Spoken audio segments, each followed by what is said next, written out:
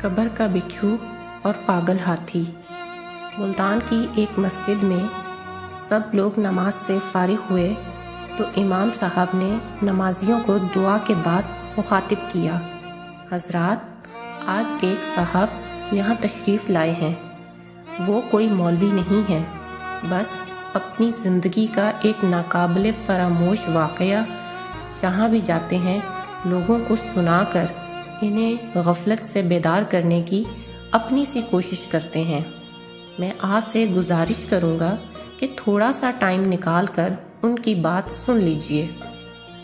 امام صاحب کے لہجے میں کچھ ایسا اثر تھا کہ کوئی بھی اپنی جگہ سے ٹس سے مس نہ ہوا اور سب لوگ ان صاحب کی طرف متوجہ ہوئے جو امام صاحب کی جگہ ممبر پر آ کر کھڑے ہوئے تھے۔ بظاہر اس شخص میں کوئی ایسی غیر معمولی بات نہیں تھی۔ دیہاتی لباس میں ملبوس وہ ایک عام سا انسان تھا۔ اس کا عام سا حلیہ دیکھ کر چند اصحاب چہ مگوئیاں کرنے لگے، لیکن جب اس نے بات شروع کی تو مجمع پر سکوت طاری ہو گیا۔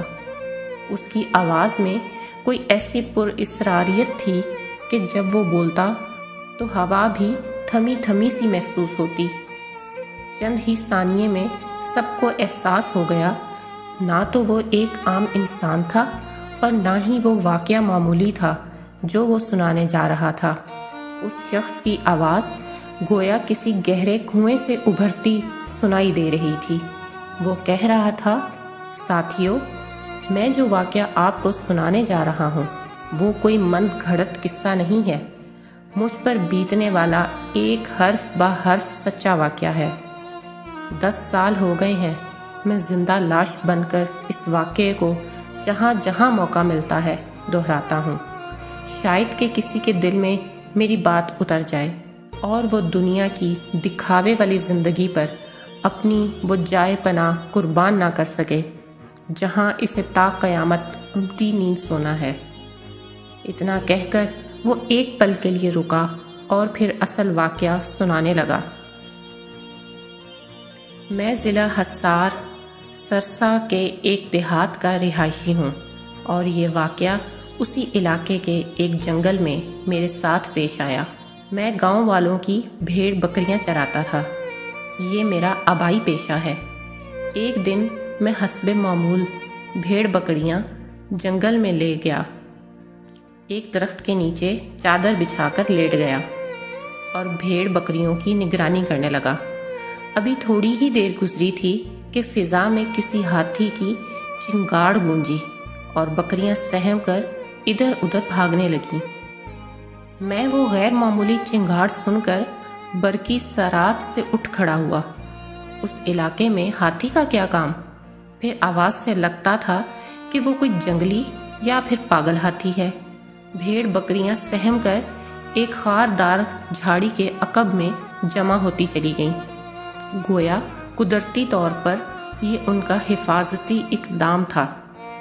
آس پاس درخت تو بے شمار تھے لیکن کوئی بھی اتنا مضبوط نہ تھا کہ ہاتھی کی ٹکر سہار سکتا۔ میری سمجھ میں نہیں آ رہا تھا کہ جاؤں تو کہاں۔ میرا ذہن اسی شش و پنج کا شکار تھا کہ دفعتاً زمین یوں تھر تھرا اٹھی جیسے زلزلہ آ گیا ہو۔ میرے رہے سہے اوسان بھی خطا ہو گئے اور میں ایک انجانی سمت میں بھاگ کھڑا ہوا۔ کچھ ہی دور گیا تھا کہ پیچھے سے ہاتھی کے وزنی قدموں کی آواز کو اپنا تعاقب میں پایا۔ میں سمت بدل بدل کے بھاگتا رہا، لیکن بھلا ایک پاگل ہاتھی کی رفتار کا مقابلہ کیوں کر کیا جا سکتا تھا؟ سیاہ عفریت موت بن کے کسی بھی لمحے میرے سر پر پہنچ کر میرا کچومر نکال سکتا تھا، لیکن شاید قدرت کو کچھ اور ہی منظور تھا۔ اچانک وہ گنبد نما عمارت ویرانے میں یوں میرے سامنے آ گئی جیسے زمین سے اگائی ہو۔ بظاہر وہ مندر یا کسی مزار نما عمارت کا گنبد تھا۔ داخلے کے لیے ایک ہی چھوٹی سی کھڑکی نما جگہ تھی۔ ایک پل میں میرا رخ اس جانب ہو چکا تھا۔ کھڑکی نما جگہ اتنی چھوٹی تھی کہ ہاتھی کوشش کے باوجود اس میں داخل نہیں ہو سکتا تھا۔ میں آندھی اور طوفان کی طرح اس اکلوتے کمرے میں جا گھسا۔ وسط میں پختہ قبر تھی اور اس کے عین اوپر چھت سے ایک آہنی زنجیر لٹک رہی تھی۔ اندر بامشکل اتنی ہی جگہ تھی کہ میں ایک طرف کو کھسک کر کھڑا ہو سکتا تھا۔ قبر پر کھڑا ہونا مجھے گوارا نہ تھا۔ ہاتھی بھی چند لمحوں کی تاخیر سے میرے سر پر پہنچ گیا۔ صد شکر کا مقام تھا کہ وہ گنبد نما عمارت مضبوط پتھر کی تھی، ورنہ ہاتھی ایک ہی ٹکر میں اس سے زمین بوس کر ڈالتا۔ جب کھڑکی سے اندر داخل نہ ہو سکا تو ہاتھی نے اپنی سونڈ اندر داخل کی، مجھے مارنے کی کوشش کرنے لگا۔ اب تو مجھے یقین ہو گیا کہ وہ پاگل ہاتھی میری جان لے کر ہی چھوڑے گا۔ ایک آدھ بار سونڈ کسی ظالم چابک کی طرح میرے وجود سے ٹکرائی اور میں اندر تک ہل کر رہ گیا۔ اگر ایک بار مزید وہ اسی طرح مجھے لگتی تو قریب تھا کہ میں غش کھا کر گر پڑتا۔ اگلے ہی لمحے ایک عجیب بات ہوئی اور مجھے اپنی موت کا یقین ہو گیا۔ قبر کے اندر سے ایسی آواز آئی جیسے کوئی تکلیف سے گلا پھاڑ کر چیخ رہا ہو۔ میں نے عذاب قبر کے کئی واقعات سن رکھے تھے، لیکن اپنے کانوں سے ایسی چیخیں پہلی بار سن رہا تھا۔ اس سے پہلے کہ میرے اوستان جواب دے جاتے، قبر کے سرہانے ایک شگاف نما مقام سے ایک غیر معمولی جسامت کا سیاہ بچھو نکلا اور دیوار پر سے ہو کر میری جانب رینگنے لگا۔ جوں ہی بچھو قبر سے نکلا، چیخوں کا سلسلہ بھی موقف ہو گیا۔ کوئی دوسرا انسان میری اس وقت کی کیفیت کا اندازہ نہیں لگا سکتا۔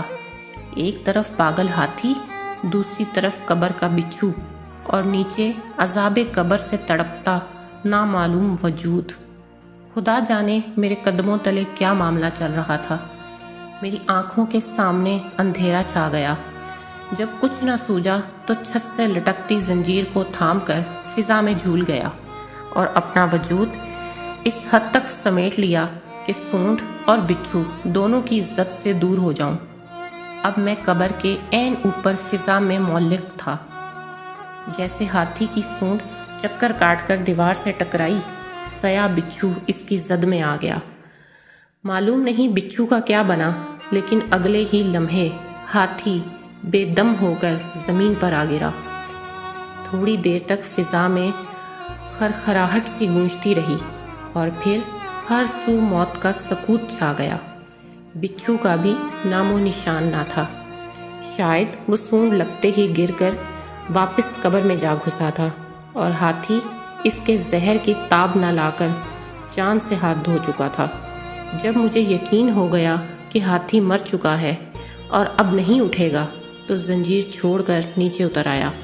جوں ہی میں نے کھڑکی نما راستے سے باہر نکلنا چاہا تو مجھ پر یہ انکشاف ہوا کہ ہاتھی یوں آڑا ترچھا پڑا تھا کہ مجھے اسے پار کرنے کے لیے اس کے اوپر قدم جمانا تھا۔ تمام تر خوف کے باوجود میں اس مقام سے دور جانا چاہتا تھا۔ اس کے لیے مردہ ہاتھی کے وجود پر سے قدم جما کر گزرنے کے سوا کوئی چارہ نہ تھا۔ ہاتھی کا دیوہیکل وجود اس قدر ہیبت ناک تھا کہ اس کی موت کی یقین ہو جانے کے باوجود اس کے اوپر پاؤں رکھنے کی مجھے ہمت نہیں ہو رہی تھی۔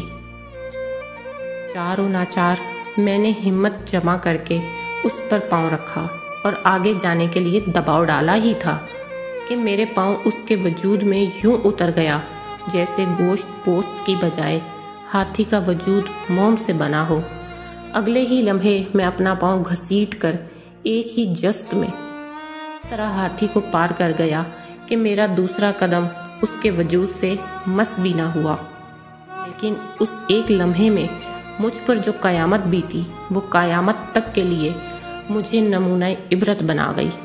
میں آج بھی اپنی ٹانگ پر نظر ڈالتا ہوں تو وہ سارا منظر میری آنکھوں کے سامنے یوں تازہ ہو جاتا ہے جیسے کل کی بات ہو۔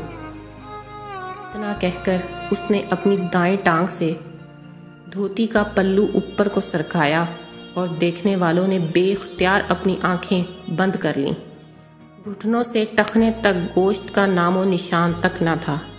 سیاہی مائل ہڈی کے نام پر اس کی بوسیدہ ٹانگ سب کے سامنے تھی۔ کا باقی حصہ شاید جوتے نے ڈھانپ رکھا تھا۔ گھٹنے سے نیچے پیپ کا ابھار بھی صاف دیکھا جا سکتا تھا کہ اس بچھو میں اتنا خطرناک زہر تھا کہ ہاتھی کو اسے چھو جانا ہی نہ صرف ہاتھی کا وجود پانی پانی کر گیا بلکہ اس چوراہے کی ٹانگ کو بھی دوسروں کے لیے درس عبرت بنا گیا۔ خدا جانے صاحب قبر کو قیامت تک ابھی کتنا عذاب جھیلنا تھا۔